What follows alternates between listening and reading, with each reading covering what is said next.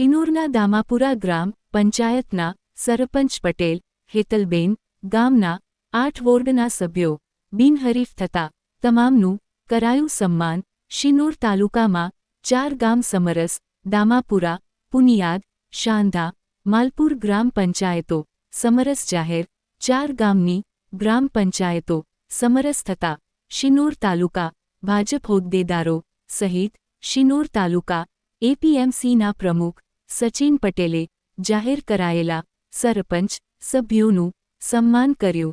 શિનોરના 11 ગામોમાં સામાન્ય ચૂંટણીમાં 4 ગામ ગ્રામ પંચાયતમાં સમરસ થયા। 3 ગામમાં 8 વોર્ડ અને 1 સરપંચ ફોર્મ સામે કોઈ ફોર્મના ભરતા 4 ગામની ગ્રામ પંચાયત સમરસ થઈ। શિનોર તાલુકા પંથકના 20 ગામડાઓમાં યોજાવાની હતી ગ્રામ પંચાયતોની ચૂંટણી, જેમાં 11 સામાન્ય સરપંચ જ્યારે 2 ગામમાં પેટા સરપંચની ચૂંટણી, જ્યારે 7 ગામોના વોર્ડ સભ્યની પેટા ચૂંટણી। શિનોર તાલુકાના 9 ગામોમાં યોજાશે પેટા ચૂંટણી।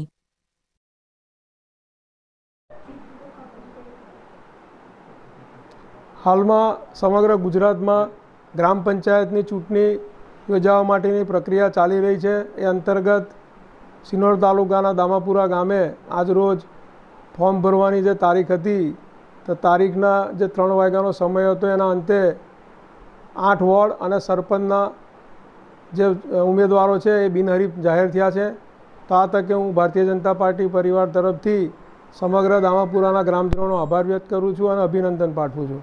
સાથે સાથે જે રીતે ગામના આગેવાન પ્રવીણભાઈ વકીલ, પાટણવાડિયા સમાજમાંથી જસભાઈ, કિરણભાઈ વસાવા, પરેશભાઈ પાટણવાડિયા, ગિરીશભાઈ પટેલ અને જે સરપંચ પદના ઉમેદવાર છે હેતલબેન, એમના પતિ અને ભારતીય જનતા પાર્ટીના વર્ષો જૂના કાર્યકર કિરીટભાઈ અને જે સમગ્ર દામાપુરા ગામનો યુવાધન છે એમના ચૂંટણીમાં રસ લઈ અને દામાપુરા ગામ સૌથી પહેલાં જે સમરસ જાહેર થયું છે, તો ફરી એમને અભિનંદન પાઠવું છું। સાથે સાથે શિનોર તાલુકાના સાંધા, પુનિયાદ અને માલપુરના પણ જે સમગ્ર પંચાયત બિનહરીફ જાહેર થઈ છે, સમરસ જાહેર થઈ છે, તો આ તકે એ ગ્રામજનોને પણ હું ભારતીય જનતા પાર્ટી પરિવાર વતી અભિનંદન પાઠવું છું।